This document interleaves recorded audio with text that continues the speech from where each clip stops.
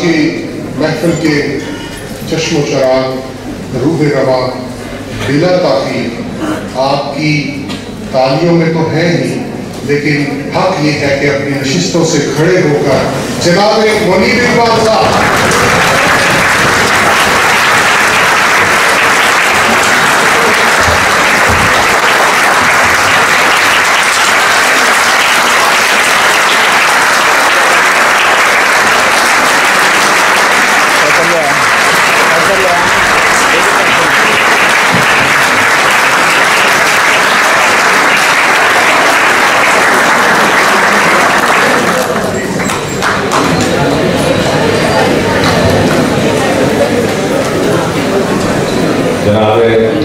Vice chancellor صاحب، registrar صاحب، ڈین صاحب، محترمہ اقبال جی محترمہ صاحبہ اور وہ دوسرے ڈین صاحب میں سب کا بہت عزت افزائی کا بہت ممنون ہوں کہ آپ نے اتنی میری آج پذیرائی اور عزت افزائی کی. میرے نزدیک تو سیالکوٹ میں میرے دو گھر ہیں، ایک اقبال منزل اور ایک یونیورسٹی آف سیالکوٹ. ایک جگہ پہ علامہ صاحب پیدا ہوئے تھے، میں چاہتا ہوں کہ دوسری جگہ پر علامہ صاحب کی سوچ اور فکر دوبارہ پیدا ہو اور نئی بلندیوں کا.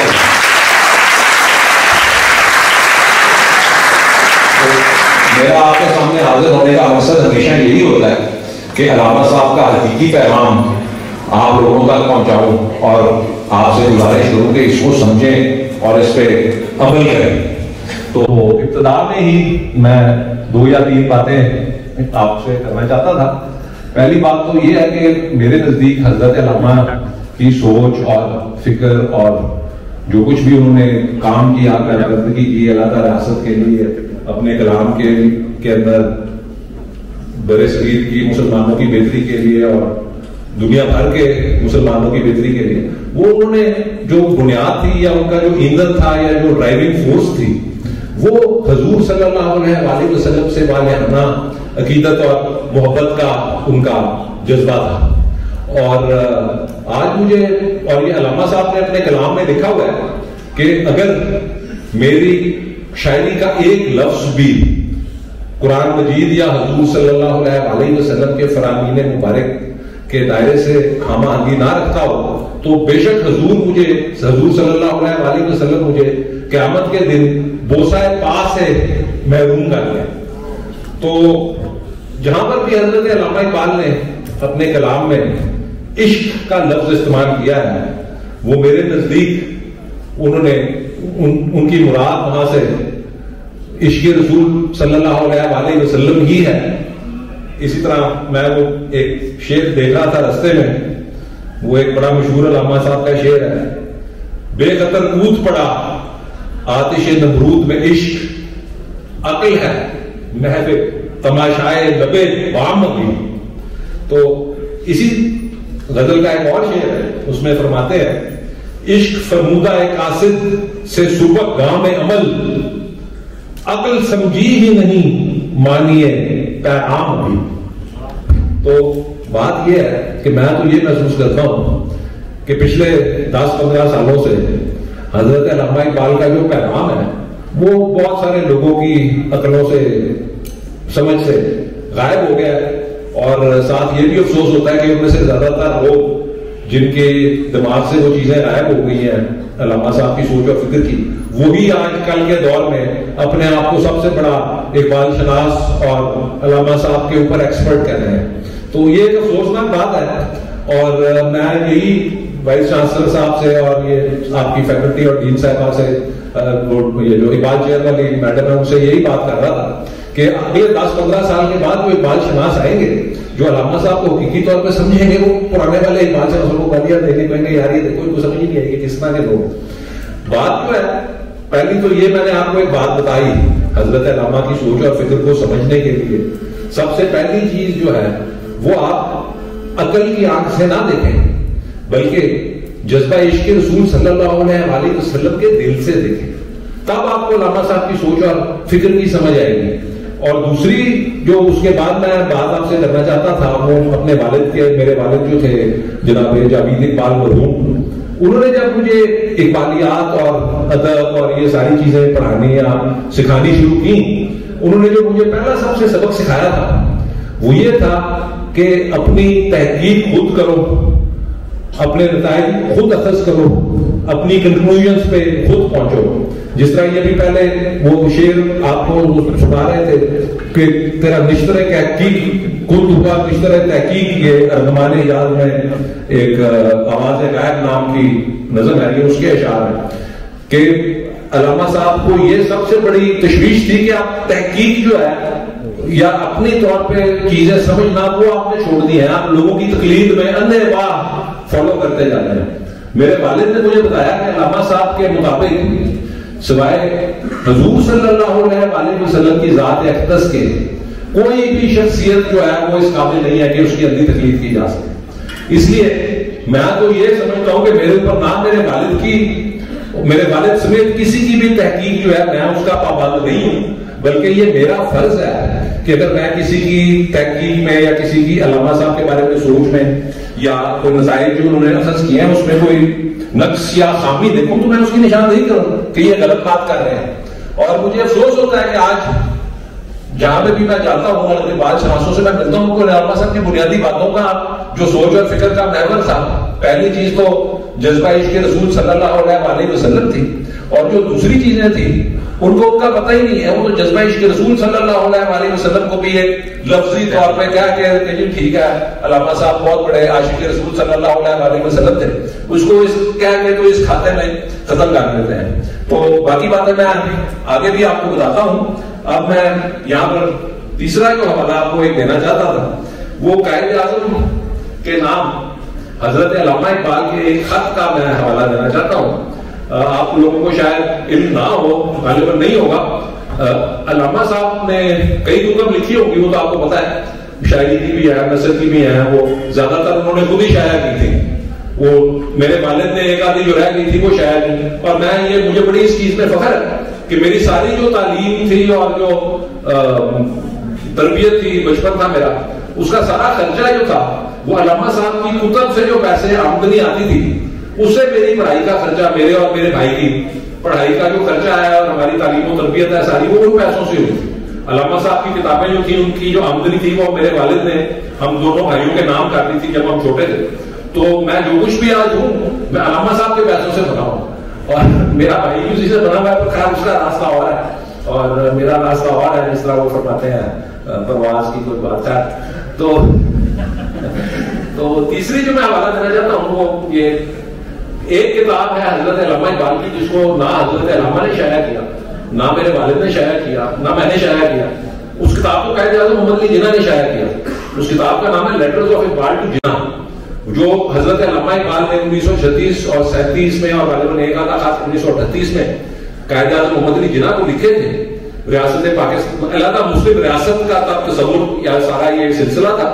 نام ابھی پاکستان نہیں رکھا گیا تھا، نام 1940 یا 39 کے قریب یہ مسلم لیگ نے چنا.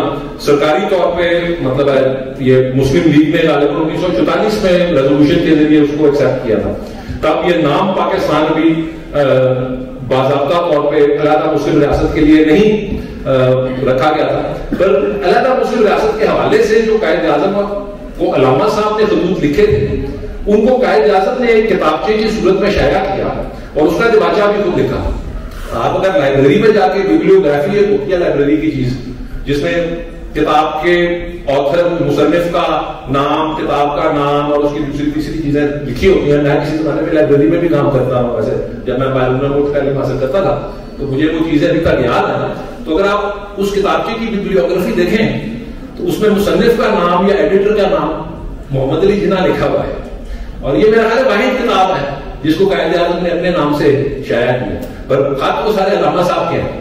تو ایک اس میں خط ہے مئی 1937 کا، اس میں حضرت علامہ اقبال فرماتے ہیں قائد اعظم محمد علی جناح کو، اور یہ قائد اعظم محمد علی جناح نے جب یہ خطوط شائع کیے تو اس کے دباچے میں انہوں نے یہ لکھا ہے کہ اگرچہ میں شروع سے ہی حضرت علامہ اقبال کی باتوں کا قائل تھا، آخر میں اسی نتیجے میں پہنچا ہوں کہ جو باتیں علامہ صاحب کہہ رہے ہیں وہی ہمارا رستہ ہے اور اسی میں ہماری بقا ہے.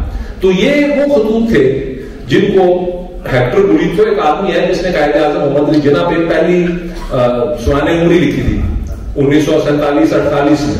اس نے لکھا ہے کہ جب قائد اعظم تنہا ہوتے تھے اور پریشان ہوتے تھے تو وہ انہوں نے دراز میں ایک خطوط کا پلندہ رکھا ہوتا تھا, وہ خطوط نکال کے پڑھنا شروع کر دیتے تھے, اور وہ خطوط علامہ صاحب کے لکھے ہوئے خط تھے, یہ لیٹر آف امپارٹ جو نا, اس میں ایک خط ہے مئی 1937 کا, اس میں, اور یہ قائد اعظم نے جب شائع کی ہے تو اس کا مطلب یہ ہے کہ قائد اعظم ان سارے نکات سے اتفاق کرتے ہیں جو علامہ صاحب نے ان کو لکھے ہوئے ہیں. تو اس خط میں علامہ صاحب لکھتے ہیں کہ میرے نزدیک اسلام, پہلے لکھتے ہیں کہ یہ سب سے بڑا جو مسلمانوں کا مسئلہ ہے برے صغیر کے مسلمانوں کا, وہ ان کو روٹی کا مسئلہ ہے یا غربت کا مسئلہ ہے. اور ساتھ وہ لکھتے ہیں کہ میرے نزدیک, اور میں نے بہت زیادہ اس چیز پہ تحقیق کی ہے, دین اسلام ایک ایسا ضابطہ حیات ہے کہ اگر اس کو شریعت کو صحیح طرح سے نافذ کیا جائے, اجتہاد کے ذریعے اس کو وقت کے تقاضوں کے مطابق ڈالا جائے اور اس کو صحیح طرح سے نافذ کیا جائے, تو یہ بے روزگاری اور غربت اور یہ سارے سلسلے جو ہیں یہ ختم ہو جائیں گے. اور اس چیز کا, یہ چیز جو ہے یہ شریعت کا نفاذ اور اس پہ اجتہاد کے ذریعے وقت کے ساتھ مطابقت میں اس کو ڈالنا, یہ صرف اور صرف علیحدہ مسلم یا اسلامی ریاست میں ہی ہو سکتا ہے. یہ علامہ کے مطابق علیحدہ ریاست کے مطابق کا ایک بہت بڑا جواز تھا کہ شریعت کا نفاذ اجتہاد کے بعد ہم تب تک نہیں کر سکتے جب تک ہم علیحدہ ریاست میں اکثریت نہیں رکھتے. دوسری چیز جو, اور ساتھ علامہ صاحب نے کہا کہ اس خط کے آخر میں فرماتے ہیں کہ آپ کا خیال ہے وہ وقت آ نہیں گیا کہ ہم یہ مطالبہ کریں اور اس تحریک کو آگے چلائیں. تو اسی خط میں جو وہ دوسری چیز فرماتے ہیں, وہ فرماتے ہیں کہ پنڈت جواہر لال نہرو نے اعلان کیا ہے کہ میں برے صغیر میں اگر ہم اقتدار میں آئے کانگریس پارٹی تو ہم یہاں پر سوشلزم کا نفاذ کر دیں گے اور سوشل ڈیموکریسی کا نفاذ کر دیں گے. اب سوشلزم تو میرا خیال آپ سب کو سمجھ آ جاتی ہوگی, اشتراکیت شاید اس کو کہتے ہیں اردو میں, جو یہ کمیونسٹ نظام تھا روس کا, یہ صاحب وہ ختم ہو گیا, وہ غائب بھی ہو گئے ہیں وہ نظام اور وہ لوگ. آپ کو تو اب میرا خیال ہے آپ سارے لوگوں نے تو وہ دور دیکھا نہیں. ہمیں یاد ہے کہ سوویت یونین کتنی بڑی پاور ہوتی تھی, لینن اس کا فاؤنڈنگ فادر تھا اس ملک کا.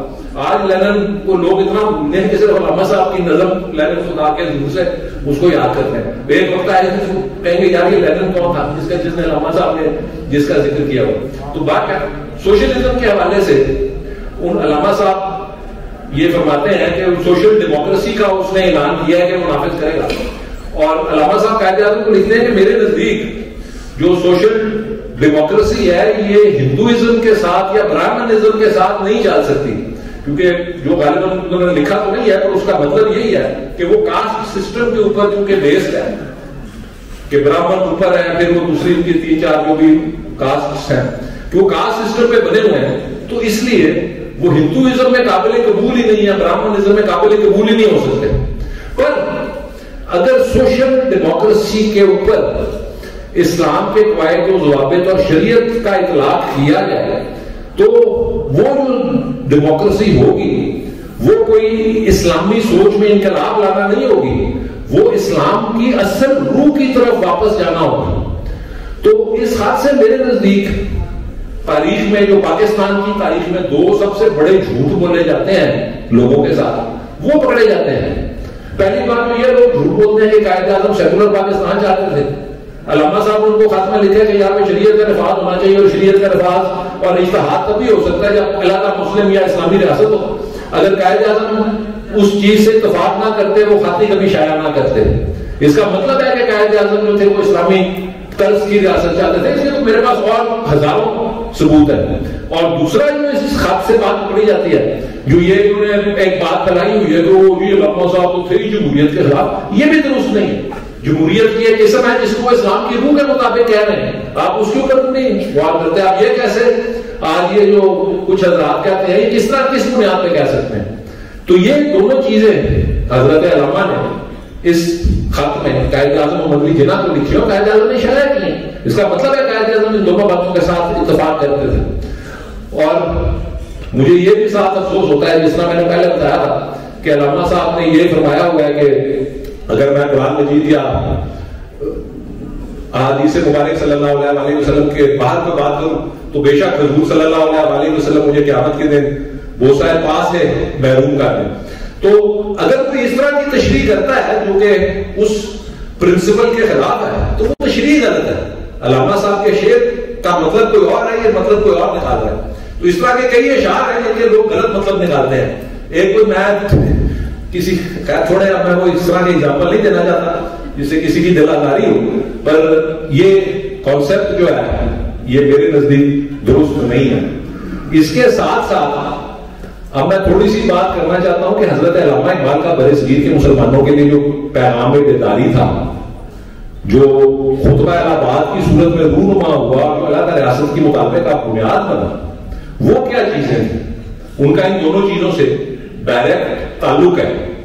جو قائد اعظم کو علامہ صاحب نے خط میں لکھی, اگرچہ وہ خط 1937 کا ہے, خطبہ الہ آباد 1930 کا ہے, میں پہلے اس خط کا ذکر اس لیے کرنا چاہتا ہوں کیونکہ یہی دو چیزیں خطبہ الہ آباد کی بنیاد ہے. آج ہمیں اس چیز کا علم ہی نہیں ہے کہ خطبہ الہ آباد کی بنیاد کیا ہے, خطبہ الہ آباد کے اندر لکھا کیا ہوا ہے. آپ تاریخ کو تھوڑی سی باریک بینی سے پڑھ لیں. ہم انڈین فلمیں بہت زیادہ دیکھتے ہیں, ہم سمجھتے ہیں کہ انڈیا کے جو لیڈر تھے انہوں نے بہت بڑی تحریک آزادی لڑی تھی, وہ بڑا جدوجہد کر کے انہوں نے انگریز سے آزادی حاصل کی تھی. جو 1900 یہ جو برصغیر کی متحدہ برصغیر کی آزادی تھی, یہ ایک سلسلہ تھا جس کا اعلان انگریز نے باضابطہ طور پہ 1909 اور 1917 میں کر دیا تھا کہ ہم آہستہ آہستہ جمہوری عمل اور جمہوری اداروں کے ذریعے منتخب نمائندوں کو اقتدار منتقل کر دیں گے. پہلے ہم تمہیں محدود اسمبلیوں میں پہلے جمہوریت کے دروازے کھول دیں گے, اسمبلیوں کے دروازے کھول دیں گے, پھر محدود اختیارات والی اسمبلیاں بنائیں گے, پھر مکمل طور پہ تمہیں صوبائی حکومت دے دیں گے, پھر اگر تمہاری یہ کارکردگی ٹھیک رہی تو اسی صوبائی حکومت کی بنیاد پہ تمہیں حق خود ارادیت دے دیں گے, ڈومینین سٹیٹس دے دیں گے. ان کو منٹو مارلی ریفارمز اور مونٹیگیو چیلمسفورڈ ریفارمز کہا جاتا ہے. یہ وکیل بھائی جو میرے ہیں انہوں نے لا کالج میں پڑھے ہوں گے, میں نے بھی پڑھے تھے, اس وقت مجھے سمجھ نہیں آئی, اب مجھے سمجھ آتی ہے کہ یہ انگریز کہہ رہا ہے کہ ہم جمہوریت کے ذریعے آپ کو آزادی دے دیں گے.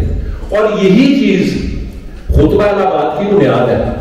خطبہ الہ آباد میں دونوں یہ 1917 کی جو تاریخ ہے, انگریز کا اعلان ہے نا, آپ ابھی بھی گوگل میں ڈالیں مونٹیگیو چیلمسفورڈ ریفارمز تو آپ کو یہ ساری اس کی جو اعلان ہے وہ پڑھ لیں, سارا نتیجہ نکلا, ساری سمجھ آپ کو آ جائے گی. وہ انگریز کا طریقہ کار تھا, اس کو ڈی کالونائزیشن کہتے ہیں. یہ انہوں نے کینیڈا میں بھی استعمال کیا, نیوزی لینڈ میں بھی استعمال کیا, آسٹریلیا میں بھی استعمال کیا, پر یہ ملک وہ تھے جہاں پہ انہوں نے مقامی آبادی کو ختم کر کے انگریز بسا دیے تھے. تو انگریزوں نے انہوں نے آہستہ آہستہ ان کو مکمل حق خود ارادیت دے دیا جو وہاں کے انگریز رہنے والے تھے. وہ اسمبلیاں بنا دی, ان کو ممبر بنا دیا, انہوں نے اپنا آئین لکھ لیا اور وہ ڈومینین بن گئے. صرف کیونکہ وہ انگریز تھے, اب بھی آج بھی وہ ڈومینینز جو ہے وہ انگلینڈ کے ساتھ, یونائٹڈ کنگڈم کے ساتھ کسی نہ کسی طرح منسلک ہیں. وہ اپنا جو سربراہ ہے وہ ملکہ برطانیہ کو مانتے ہیں. یہی فارمولہ 1917 میں انگریز نے اعلان کیا کہ ہم برصغیر کو جمہوری عمل اور جمہوری اداروں کے ذریعے آزادی دے دیں گے منتخب نمائندوں.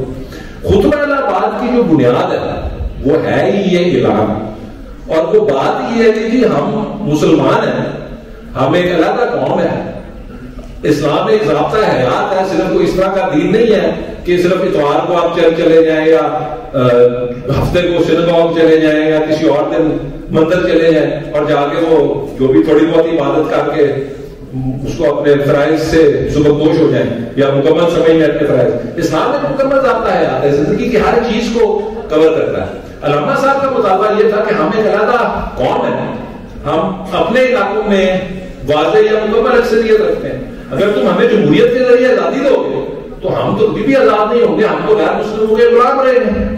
یہ سارا خطبہ الہ آباد کا لب لباب ہے. اور علامہ صاحب کے بارے میں اب یہ لوگ کہتے ہیں کہ علامہ صاحب نے تو ملک کا مطالبہ ہی نہیں کیا تھا, انہوں نے تو صوبہ مانگا. وہ اس وقت خطبہ الہ آباد آیا جب انگریز نے یہ اعلان کیا ہوا تھا کہ ہم صوبوں میں انتخابات کرائیں گے اور انتخابات کرا کے جو مقامی لوگ ہیں ان کو ہم حکومت منتقل کر دیں گے, اور جب حکومت اگر اس حکومت کی کارکردگی اچھی رہی تو ہم اسی حکومت کو کہیں گے کہ یا تم آئین ساز اسمبلی کے ممبر منتخب کرو, جس طرح سینٹ کے ہم آج کل الیکشن سے منتخب کرتے ہیں کہ ممبر منتخب کرو اور اپنا آئین لکھ لو. جب تم اپنا آئین لکھ لو گے تو تم آزاد ہو جاؤ, جو مرضی کرنا ہے کرو, جس ملک کے ساتھ ملنا ہے ملو. علامہ صاحب نے خطبہ الہ آباد میں جو مطالبہ کیا تھا وہ یہ تھا کہ ابھی جب تم نے صوبوں کو ہی خود مختاری دینی ہے نا تو ہمارے علاقوں کو علیحدہ صوبے بنا دو مکمل اختیارات کے ساتھ، اور باقی فیڈریشن انڈیا کی ان کا یہ پلان تھا کہ فیڈریشن آف انڈیا بنائیں گے اور فیڈریشن میں جو صوبے ہیں ان کو خود مختاری دے دیں گے اور اوپر خود اپنا وہ نگرانی کریں گے انگریز۔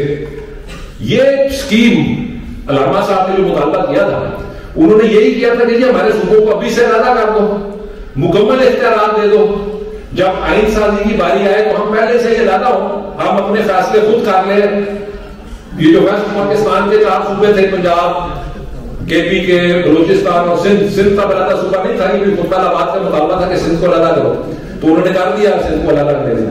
تو علامہ صاحب کا مطالبہ تھا کہ یہ جو نارتھ ویسٹ انڈیا کے پروونسز ہیں ان کو ایک صوبہ بنا دو، بنگال کو ایک صوبہ بنا دو، اور ہمیں حق خود ارادیت یا حقوق باقی انڈیا سے علیحدہ دو۔ یہ علیحدہ ریاست کا ہی مطالبہ تھا، جب ڈومینین سٹیٹس ملے گا تو ہم پہلے سے ہی علیحدہ ہوں اور ہم اپنا فیصلہ خود کر سکیں۔ اگر ایسٹ پاکستان والے بنگال والے چاہتے ہیں وہ انڈیا سے ملنا چاہے وہ انڈیا سے مل جائے، اگر ویسٹ پاکستان والے چاہتے ہیں انڈیا سے ملنا وہ بھی انڈیا سے مل سکتے تھے، اس میں کوئی اس طرح کی وہ نہیں تھی، حق خود ارادیت آپ کو دینا تھا۔ پر جب وقت آیا 1947 میں انگریز نے اسی فارمولے کے تحت آپ کی اسمبلیاں علیحدہ کر دی تھی، اور جب وقت آیا تو بنگال نے یہ فیصلہ کیا کہ ہم نے ویسٹ پاکستان کے ساتھ ایک ملک بنانا ہے مسلم قومیت کی بنیاد پر۔ بات کیا خطبہ آباد کا جو لبے لباب ہے وہ ہے ہی یہ کہ ہم ایک علیحدہ قوم ہے، جمہوری نظام کے ذریعے ہمیں کبھی آزادی نہیں مل سکتی، ہماری غلامی پختہ تر ہو جائے گی۔ اب میرے نزدیک آج جو ہم یہ بات کرتے ہیں، علامہ صاحب کا جتنا بھی کلام ہے جمہوریت کے حوالے سے اس کو دیکھ لیں، اس میں جمہوریت کے ساتھ علامہ صاحب نے یا تو آزادی کو نفی کیا ہوا ہے یا غلامی کو اس کے ساتھ جوڑا ہوا۔ اس کی کیا وجہ ہے؟ وہ یہی وجہ ہے کیونکہ علامہ صاحب یہی فرماتے ہیں کہ جمہوریت، یہی کلام انہوں نے فرمایا ہوا کہ جمہوریت کے ذریعے ہمیں آزادی نہیں مل سکتی، تو سمجھتا ہے یہ آزادی کیا ہے نیلم پری، یا وہ ایک اور جگہ پہ فرماتے ہیں چہرہ روشن اندروں چنگیز سے تاریخ تک۔ یہ قائد اعظم کو انہوں نے خط میں لکھا ہے کہ ہمارے لیے تو یہ مارشل لا ہوگا، یہ ڈیسپوٹزم ہوگی، جبری حکومت ہوگی ہمارے اوپر اگر ہمیں اس طرح آزاد کر دیا عقیدت کی صورت۔ تو وہ ساری علیحدہ ریاست کے مطالبے کی جو بنیاد ہے وہ ہے ہی انگریز کا جمہوری نظام۔ اگر آپ یہ سوچ کر سارے علامہ صاحب کے اشعار کو پڑھیں جو میں نے آپ کو بات بتائی ہے، تو یہ جو ساری مولانا حضرات یا مختلف حضرات کی جو تشریحات ہیں ان اشعار کے اوپر وہ غلط ثابت ہو جاتی۔ اسی طرح جب انہوں نے فائنل فارمولہ انگریز نے 1937 میں قائم کیا تھا، اس میں انہوں نے فرمایا تھا کہ جی آپ کو آپ کی آبادی 25% ہے، ہم آپ کو 33% سیٹیں دے دیتے ہیں تاکہ حقوق کا تحفظ آگے قسم کا یہ لالی پاپ کہہ لیں یا جو مرضی آپ کہہ لیں اس کو، یہ مسلمانوں کے لیے انہوں نے نکالا کہ جی آپ کے حقوق کا تحفظ اس میں ہو جائے گا کہ آپ کو 33% سیٹیں دے دیں گے، آپ کی پاپولیشن 25% ہے۔ اس کو وہ ویٹیج انہوں نے اس کا نام رکھا۔ تو اب علامہ صاحب نے جو ویٹیج کے خلاف شعر لکھے ہیں ان کا تعلق گننے اور تولنے سے ہے، آپ کو معلوم، اور انہوں نے اس میں یہی لکھا ہے کہ جمہوریت ایک ایسا نظام ہے جس میں لوگوں کو گنتے ہیں، گنتی کی بیس پہ ہے، تولا نہیں جاتا، اور یہ جو تمہیں مراعات مل رہی ہے ویٹیج یہ گنتی کی بیس پہ انہوں نے اڑا دینی ہے، اس میں سے کچھ نہیں تمہیں ملے گا۔ انہوں نے اکثریت پیدا کر لینی ہے اسمبلی میں، انہوں نے جو بھی تمہیں اسپیشل پریویلیجز ملی ہوئی ہیں وہ ختم کر دیں، اور وہی کچھ انڈیا میں اس کے بعد ہوا ہے۔ 1970 میں اندرا گاندھی نے جو بھی مراعات انہوں نے وہ پرنسلی اسٹیٹس کو دی ہوئی تھی ان کے انڈیا میں شامل ہونے کی عوض، وہ ساری اس نے واپس لے لی، جو کشمیر کو اسپیشل اسٹیٹس دیا ہوا تھا وہ بھی واپس لے لی۔ یہی چیز تھی جس کی بنیاد پہ قائد اعظم نے کیبنٹ مشن پلان کو ریجیکٹ کیا کہ ہمیں علیحدگی علیحدہ آئین ساز حقوق دیے جائیں۔ تو پنڈت جواہر لال نہرو نے کہا تھا ٹھیک ہے ابھی تو آپ علیحدہ ریاست بنا لو، 10 سال، اس میں یہ تھا کہ 10 سالوں کے بعد فیصلہ کریں گے لوگ مل کے ووٹ کی بیس پہ، جمہوریت کی بیس پہ۔ تو نہرو نے یہی کہا کہ 10 سال کے بعد ہم جمہوریت کی بیس پہ دیکھ لیں گے کہ کون کامیاب ہوتا ہے کون نہیں ہوتا۔ تو قائد اعظم کو سمجھ آ گئی کہ انہوں نے نمبرز کی گیم میں ہمیں پھر شکست دے دی، تو Quaid Azam cabinet mission plan سے پیچھے ہو گئے، علیحدہ پاکستان ہمارے وجود میں آ گیا۔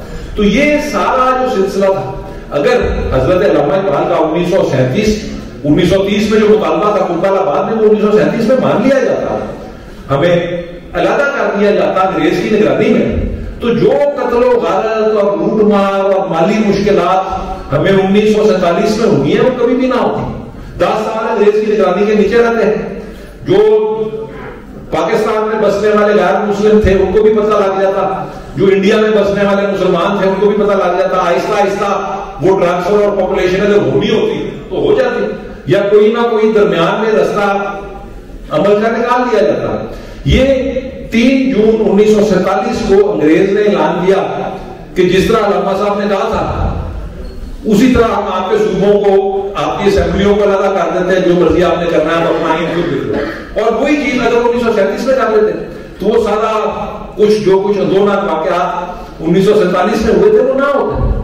تو آخر میں بھی میں آج کے موضوع کے حوالے سے جو بات کرنا چاہتا ہوں وہ یہ, پہلے تو میں یہی کہنا چاہتا ہوں کہ 1909 میں جب انگریز نے پہلی دفعہ یہ اعلان کیا کہ وہ جمہوریت کے ذریعے آزادی دے دے گا, اور 1917 میں جب اس نے یہ پکا اعلان کر دیا کہ اس طرح اس پروسیجر کے ذریعے آپ کو ڈومینین سٹیٹس دیا جائے گا, تو تب زیادہ تر مسلمان جو تھے وہ یہ سمجھتے تھے کہ ہم اور غیر مسلم اکٹھے رہ سکتے ہیں.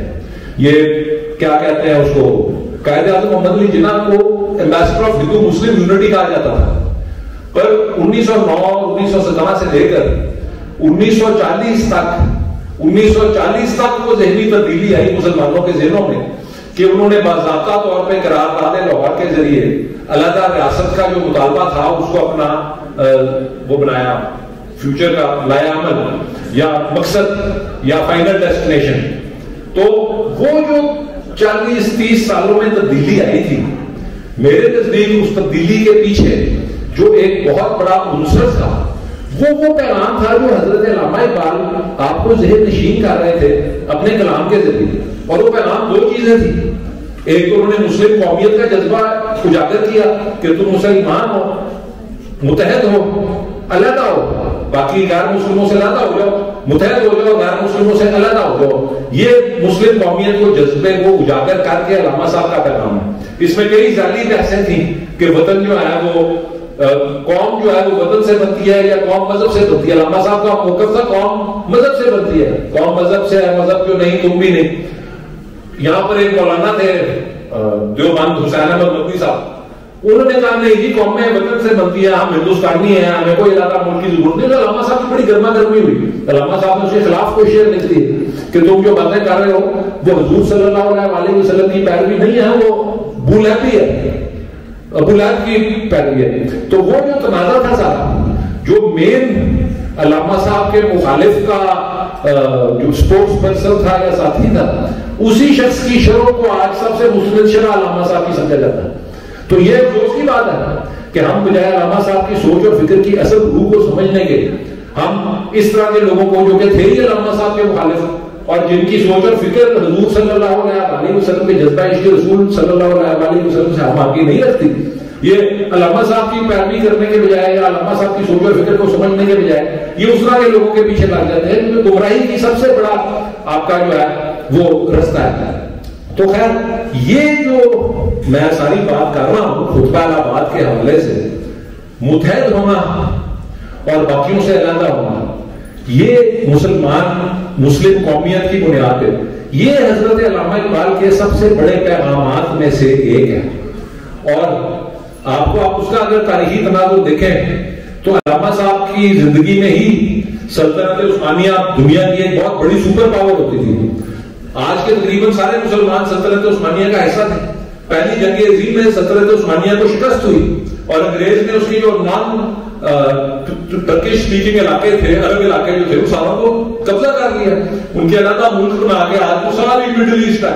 یہ پہلے ترکی کے صوبے ہوتے تھے, وہ ایک ہی زبان بولتے ہیں, ایک ہی علاقے میں رہتے ہیں, ایک ہی ان کی ثقافت ہے, اور وہ علیحدہ ملکوں میں بٹے ہوئے ہیں.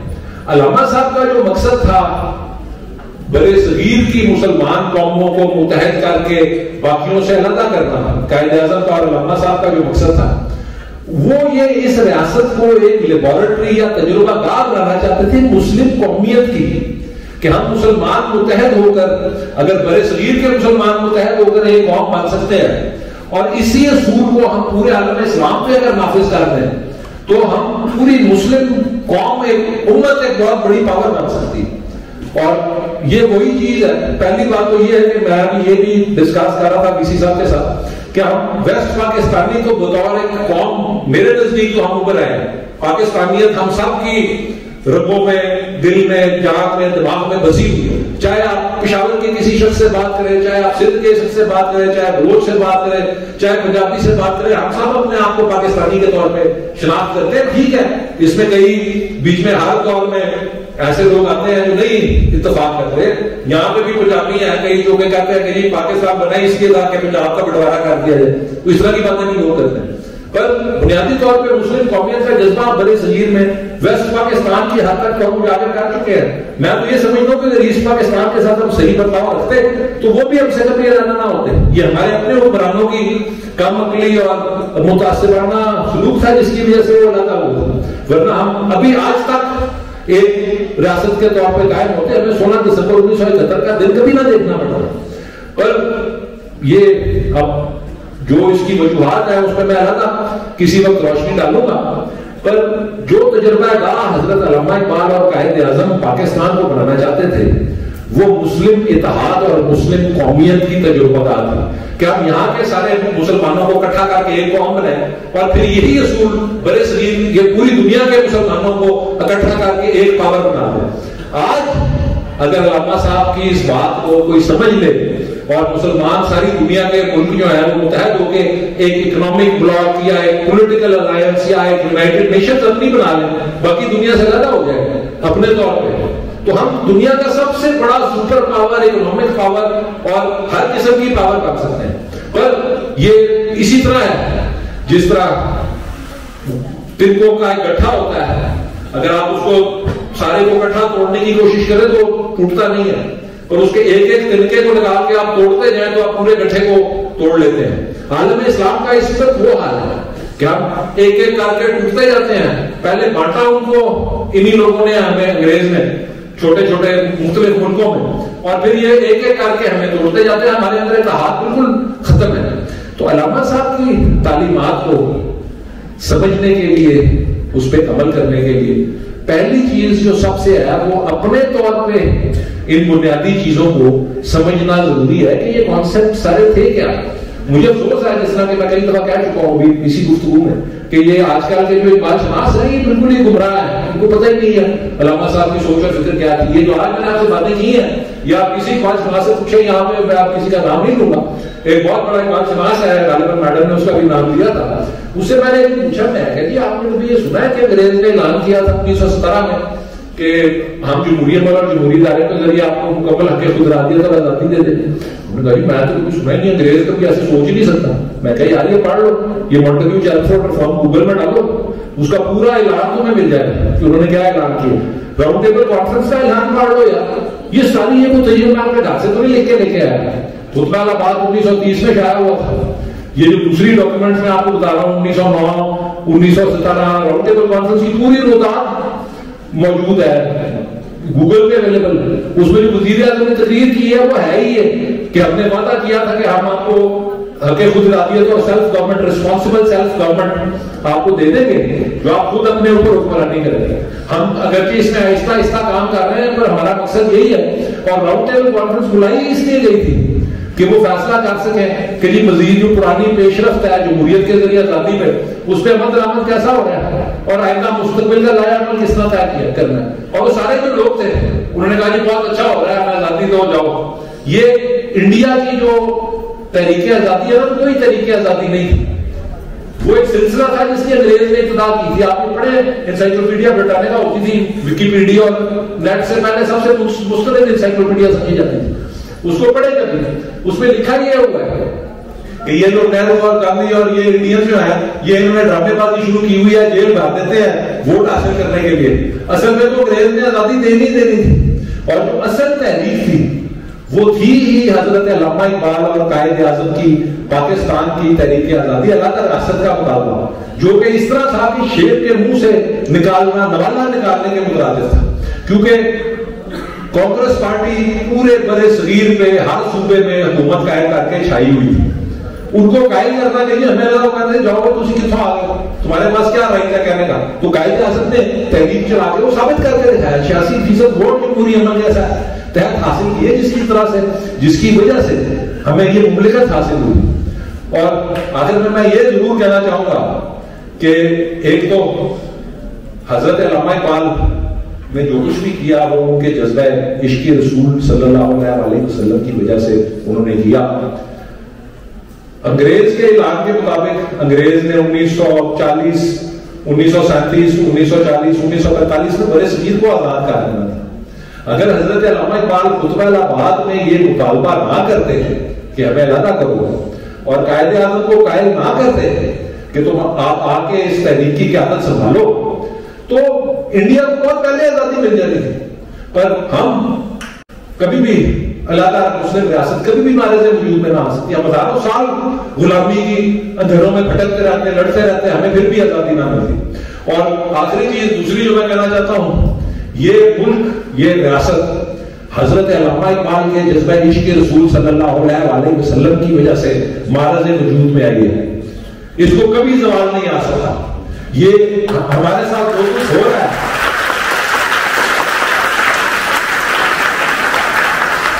یہ آج کل جو کچھ ہمارے ساتھ ہو رہا ہے, یہ ہمیں اسی چیز کی سزا مل رہی ہے کہ ہم حضرت علامہ اقبال اور حضرت قائد اعظم کے نہ ہی صرف رستے سے اترے ہیں, بلکہ یہ گزشتہ سال کے جو لبرل لگڑ پکڑ اور یہ دوسرے جو اقبال دشمن اور پاکستان دشمن حضرات ہیں, انہوں نے اتنی بکواس اور کنفیوژن پھیلائی ہوئی ہے حضرت علامہ اور قائد اعظم کے بارے میں کہ وہ ان کی روحیں تڑپتی ہوں گی دیکھ کے کہ ہم نے کیا سوچا تھا اور کیا ارادہ کیا تھا اور یہ لوگ ہمارے بارے میں کس طرح کی باتیں کرتے ہیں.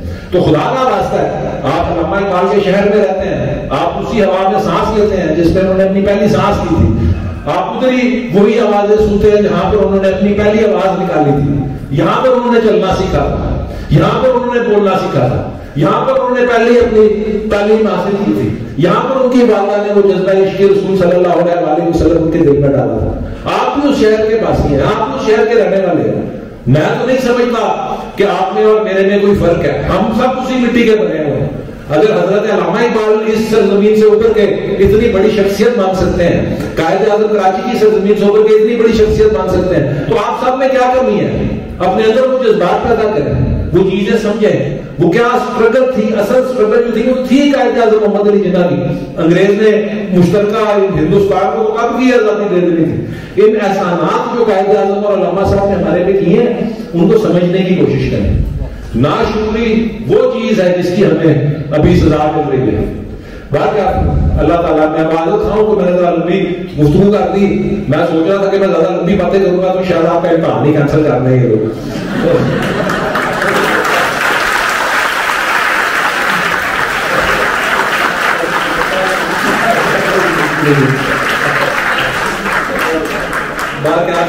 اللہ تعالیٰ ہم سب کو حضرت علامہ اقبال اور حضرت قائد اعظم کو درست طور پہ سمجھنے کی توفیق عطا فرمائے. میرے نزدیک مجھے تو کوئی کنفیوژن نہیں ہے, جو ساری باتیں میں نے آپ کو کی ہیں. کوئی شخص, میں وکیل رہا ہوں ساری عمر, میرا وکالت کے پیشے سے تعلق ہے, میرے بھائی بیٹھے ہوئے ہیں یہاں پہ وکیل. میں جو بھی بات کرتا ہوں میں دلیل اور ثبوت کی بنیاد پہ کرتا ہوں. میں یہی باتیں جج کے سامنے بٹھا کر اپنا کیس جیت کے دکھاتا ہوں. کوئی میرا کھلا چیلنج ہے, کوئی بات نہ سکتے سے ایک بات پہ بھی مجھے غلط ثابت کر سکتا ہے تو کرے. اور جو بھی میں سمجھ یہ ضرور کروں گا کہ جو بھی علامہ صاحب کے اشعار کی تشریح اس طرح کرتا ہے کہ وہ حضور صلی اللہ علیہ وسلم کی فرامین سے ہم آگے وہ تشریح نہیں رکھتی ہے. وہ تشریح کرنے والا شخص اور تشریح کو پھیلانے والا شخص دونوں دو تشریح. تو خیر اللہ تعالیٰ آپ سب کو اپنے حفظ و امان اور اپنے تحفظ میں رکھے اور ہمیشہ آپ سب کا حامی و ناصر رہے. سوری آج میں ذرا جذباتی ہو گیا ہوں, یہ باتیں ہی ایسی ہیں.